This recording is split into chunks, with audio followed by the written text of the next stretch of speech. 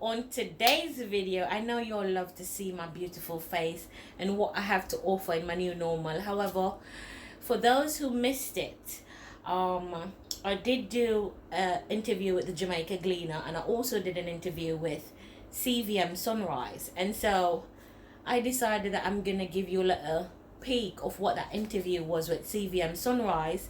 And so for all the persons that missed that interview, you get to watch it here. And for those who also missed the Jamaica Gleaner interview, I will also be dropping that video very, very soon.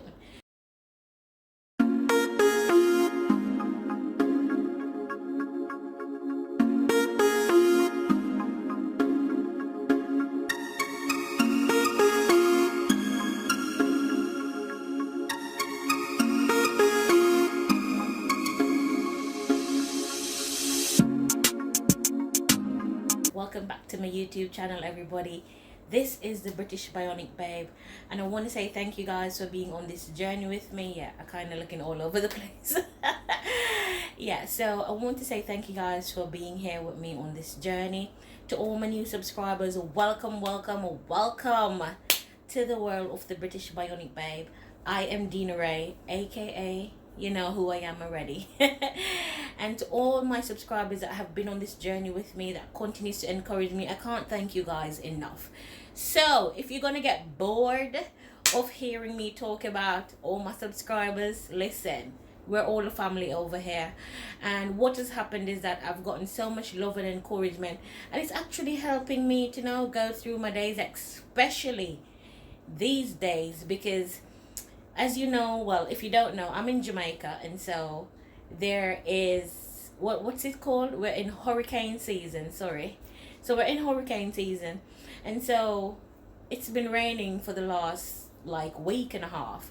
And what happens is that when the rain is gonna fall, I can tell you because I feel pain. When the rain starts to fall, I feel pain. The harder the rain falls, the more the pain. And currently there isn't a painkiller besides morphine that can help me in Jamaica. Let me specify that. In Jamaica, there isn't a painkiller that can help me besides morphine, and I only get that by my doctor when I go to see him, because they say morphine is very easily addictive. So I don't get that as a prescribed drug. And another thing is that if it's thunder and lightning type of rain, I have to like put towels over my mirror and pad up. Like I'll be in like a long tights and then a jeans and then a sheet and then a comforter and then another comforter, because for some reason my metal that's in my body that helps me to move along, it can attract lightning.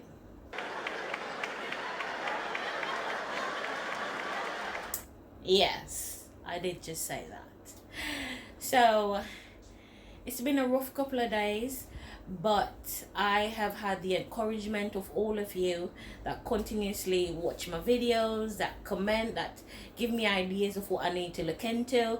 So I really appreciate you guys. So guys, thank you so much for being on another video with me. Take a look at my interview with CVM Sunrise. Good morning, Sunrisers. It is Thursday, August the 27th, 2020, and we're so happy to be here with you. My name is Amashika Lorne. And my name is Tamian Young. Of course, we want to say a special good morning to all our loyal followers on social media. That's CVM Sunrise for Instagram and CVM Sunrise on Facebook. And a very, very special good morning to those who stream live on our website. Yes. Of course, cvmtv.com and YouTube. Also on YouTube, you just type CVM Television and you can go to the live stream that's taking place. This is a true survival story. A horrible car crash would send her world into a tailspin, claiming the life of a friend and leaving two others nursing serious injuries. The fun-loving vlogger would also awake from a coma to a new life. I'm talking about Dina Ray Clayton, and she joins us via video chats. Welcome, welcome, welcome to Sunrise, Dina Ray. Thank you so much for joining us this morning. Thank you so much for having me this morning. All right, so Dina Ray, tell us what you remember, if anything, before that crash occurred. Well, what I normally do every year is celebrate my birthday for an extended period of time. So last year I did weeks. And in that 6 weeks, I had different occasions with different friends, so everybody could actually celebrate with me. So I decided to go to an event in Negril on the 29th of June. And I had 3 friends with me. And we had a good time, and we made it safely back to Montego Bay. And one of my friends needed to get home, and so we were actually bringing her home. And I remember when we started the journey to get to her home in Greenwood, and then I just woke up 2 days later, and I was told that I'm not able to move. My legs have been broken, and they've sewn one of my eyes shut, and I could not feel anything from my neck down to my toes, basically. Wow, that must have been quite a shake-up in your world. And then what happened after that particular point when you woke up? What happened? Well, I was in the Falmouth hospital for about 30 days. And in that 30-day period, I actually had to undergo 3 different surgeries. So those surgeries were actually making my entire bottom half metal. So I have a chain link, my right hip, that holds my right hip and my pelvis in place, and I have a titanium bar in my left leg with screws. Where were you grown up as a child? Did you grow up in Jamaica? Yes, I'm born and raised in Jamaica. I'm actually from Montego Bay, St. James. You're from St. James. And what was exactly your, work? You were into vlogging and that kind of thing up until that time? No, I was not. I was just a regular plain Jane with a 9 to 5, and I was just living my best life. I didn't become a blogger until after my accident, because what I realized is that I thought that waking up with certain things would eventually go, because when I woke up in the hospital, I was told that I sounded American. And as my recovery progressed, it turned into a British accent. Sometimes persons say I sound like a Bayesian, sometimes persons say I sound like an Australian. But no matter what I wake up to sound like, I never can sound like a Jamaican again. And so I decided to start blogging and to see if I can actually get some help, because there's not much I know about foreign accent syndrome. And my neurologist has heard about it, but I'm his first patient that he has this syndrome. And that was really why I asked the question, because that was definitely something. It's the first time actually for me that I've heard about that. And can you explain what you have been told medically is the reason why this is presenting, your speech is presenting, or your language is presenting in a different form than that of your native tongue?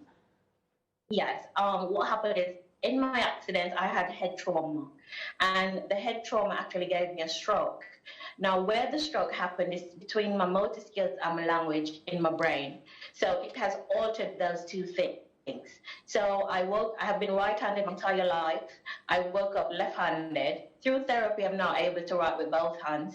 And I have the foreign accent syndrome, which, based on research, is caused by head trauma. It can also be caused by surgery that has to do with the brain. And based on my last MRI report, my neurologist is saying that he's not seeing any changes in my brain waves that would say to me, okay, I'm going to wake up one day and sound Jamaican again. But he did say to me, if I try speech therapy, then I may be able to talk the Jamaican dialect.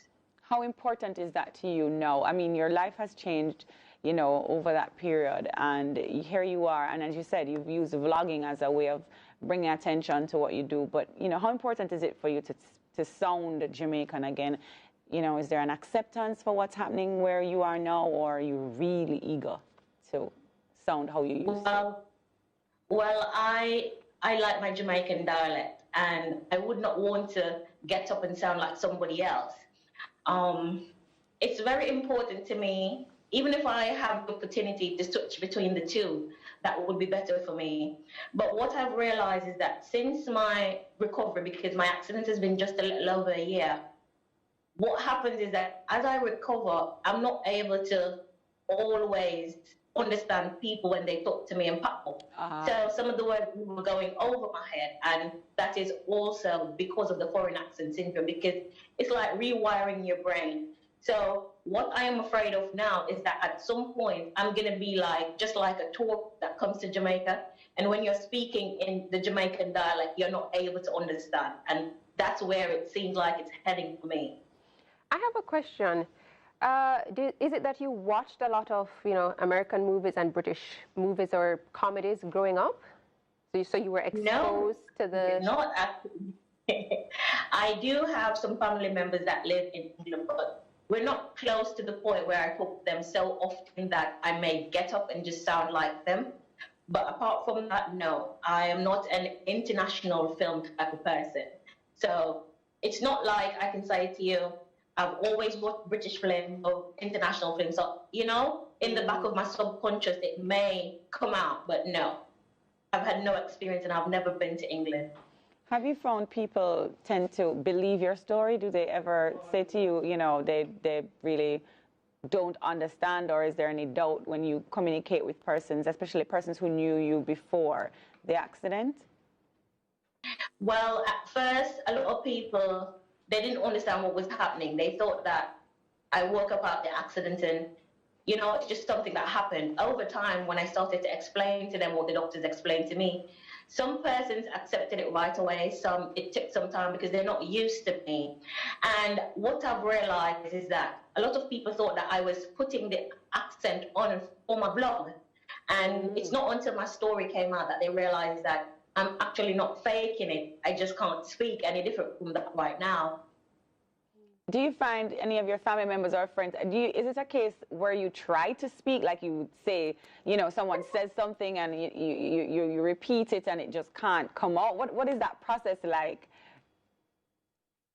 You laugh. That process is like pain to my brain because what happens is that I have tried to say different type of words. So I can say it in my head, I can probably voice it over, but between my brain and my mouth, it will not come out patois at all.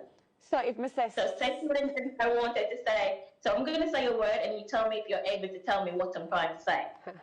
War worn. Yes. Exactly. So that's how it's going to come out. So I even sound worse than when you ask the two words to say a Jamaican word. It's just not coming out, but in my head, I can say it. Mentally, do you think you can accept this new sound for yourself? Well, at first I didn't accept it at all because, to me, I was afraid that I'm going to wake up one day and I'm going to be speaking Spanish or Japanese, and then I'm not going to be able to communicate with anybody because my neurologist did say to me that there is a possibility I could wake up speaking a different language. And so that scared me a bit. But so far, I have started to accept it because it seemed like it's not going anywhere. I have had people that reached out to me that they have had loved ones that went through foreign accent syndrome, but it didn't last very long, like a couple of weeks, a couple of months. Mine seems to not be going anywhere. So I have learned to accept it now. I meant to ask if you have any form of support groups, because I'm not sure the ratio, one in how many persons, actually present this way after an accident. Have you reached out to other persons outside, just that have had similar experiences? You just mentioned some family members reaching out, but have you ever spoken to anyone who has had that issue at all? No, I have not spoken to anybody, but since I've been vlogging now, persons have reached out to me about their family members, and I have asked them to, let them speak to me, tell me how they went through it, just to see if there's any hope for me.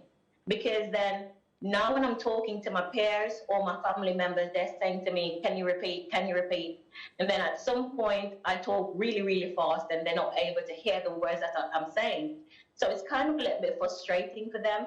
And then when I slow it down, it's like I'm slowing down the words that are coming out of my mouth, but my brain is still a few paces forward. So it's an advantage and a disadvantage. But I haven't found the support group. What I have decided to do is form my own support group, because at the end of the day, I have to do my research. I know I may not be the only person that has experienced it, but it seems like I'm the only person that it's still continuing to happen to, because everybody that has reached out to me has said to me, my brother was in an accident and he woke up with an American accent. He no longer has it, or he can now switch between the two, and that has still not happened to me. So I am just patiently waiting. And if it does not come back, I have to accept it. Well, this was out of an accident. Do you have any last words to our viewers? Yeah, what's life like for you now moving forward? Can you repeat that for me? So an accident has caused this dramatic change for your life. And as we close and wrap this interview, you know, just any last words that you have to our viewers at this time? Sure. What I would like to say is I'd like to thank everybody for their love and their support. I really appreciate the kind words, and I also appreciate all the information that you guys send out to me regarding foreign accent syndrome and regarding, you know, dealing with trauma. My recovery is slow, but it's sure, because currently I'm still not able to walk, and I just finished one of my last surgeries.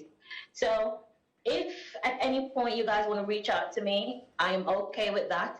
And also persons that have been in a traumatic accident or any type of trauma that they are actually trying to fight to get over their mental part of their recovery, you can also reach out to me, because I have a lot of things that we can talk about and a lot of things that you can do to help you with that. Your strength is certainly admirable. Absolutely. Where can we follow you and your work, your vlogging and your inspiration, Dina? Okay. Well, I'm on Facebook, and it's my regular name, Dina Ray L. Clayton. My YouTube channel is called British Bionic Babe, and the British is the accent, and the bionic is because my entire bottom half is metal, and babe is just to signify that I'm a woman. So it's British Bionic Babe. It's British Bionic Babe on YouTube, and on Instagram it's Dina Ray Clayton. Right. Dina Ray, thank you so much for joining us and sharing your story with us.